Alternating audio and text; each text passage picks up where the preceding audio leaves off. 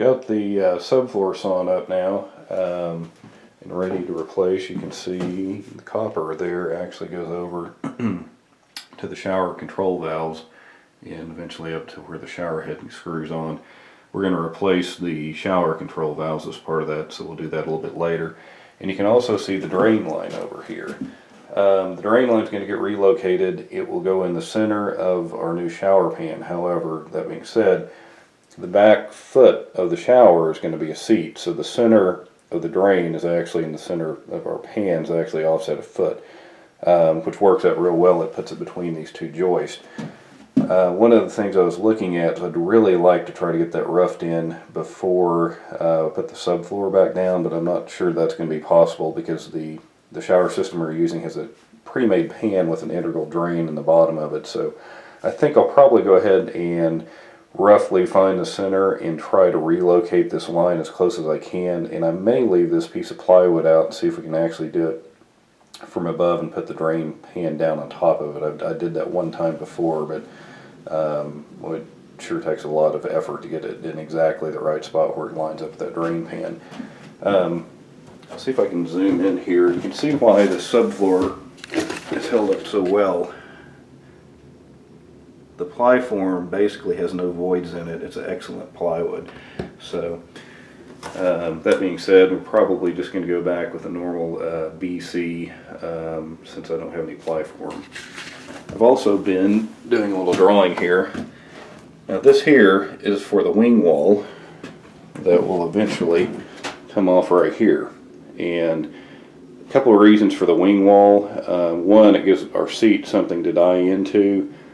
Secondly, it's a divider between the toilet and shower. I don't know, it's personal preference. I don't really like having a glass wall where I look out at the side of the toilet. So, but I was trying to figure out how to go ahead and frame this wall, and one of the questions that I had is, based on the tile detailing, we're not going to have a full width stud.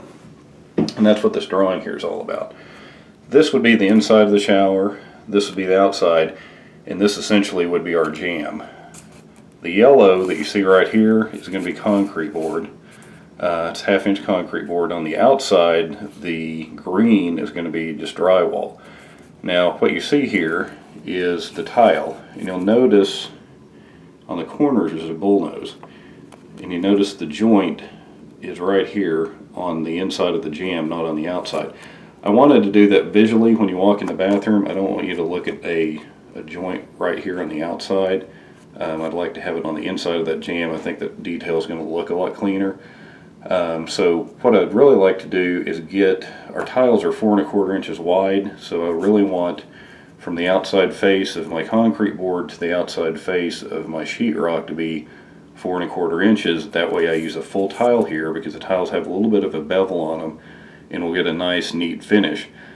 And that's a lot easier said than done. In practice, you know, you get a lot of construction tolerances. I mean, this may be 3 9/16 or maybe 3 7/16 if we use just a standard stud. The concrete board thickness is going to be pretty consistent. We're going to have a little bit of a space in there from the adhesive that we're going to put the tile on with, or the thin set. So this thing can, you know, grow and more than you think it will. So what I'm going to do, the red here is a shim space. We're going to go ahead and put on the concrete board and lay the tile up, and then actually measure over before we put the sheetrock on and cut off the end of this piece of concrete board, so that we actually can adjust the width of this depending on how wide we make that shim. So that's the plan. We'll see how it works. I did it one other time and it was pretty successful. It's just a matter of taking a lot of time and patience. It's really kind of turning framing into more like a trim carpentry sort of thing. But we'll see how well it turns out. I'm going to go ahead and figure out where this drain goes. Go ahead and start patching the subfloor and probably cut down my studs and get this reframed. Alright, we're about ready to put the plywood back in. I took a look at where the drain was, and it's actually fairly close to where it needs to be. I think that I can leave this one small section of plywood out back here and hopefully be able to plumb it from the top, or at least plumb most of it from the top. I have a feeling at some point I'm going to end up crawling under the house, which isn't a great deal of fun, but you know, it is what it is. So I wanted to show you guys a couple of things on the way I laid this out and cut it out, and some of this blocking that I've put in before I went ahead and put the plywood back down. So we'll take a look at that real quick. Right here is the opening that I'm going to leave open for now, so we can get the drain line in. You'll notice that there is a joint right here. I sawed the plywood back to the next sheet joint. So the original plywood was the Plyform, which is pretty stout. I went ahead and put bridging in. Typically you use tongue and groove on subfloor applications. This has actually worked really well over the years, but while I've got it apart, might as well put some bridging in. I'm actually more concerned about the new plywood flexing than I am the old plywood. And then I also put a piece of bridging across this joint, or where we will have a joint between the larger sheet and the smaller sheet over here. You'll notice here, when I cut this out, I actually pulled the nails out and split the joint on the rafter, joist. What that allows me to do is just come back in here and set my plywood on top of it, screw it down without any blocking. Now on the other side, I wanted to get up as close as I could to the other joist. You notice there's a drain line going through there.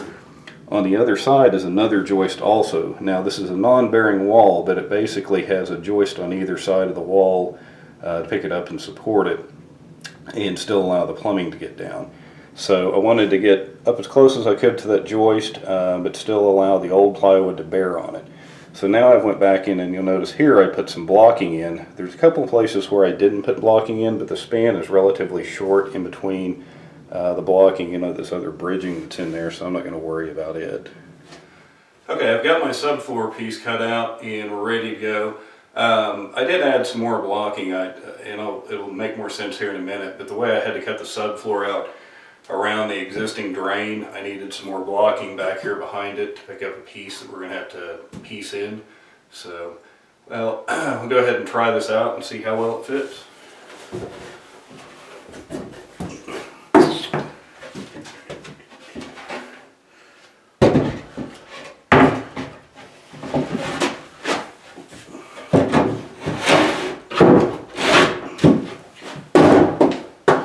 About that first time. Now I've got this piece here was a piece that I cut out to go around the drain.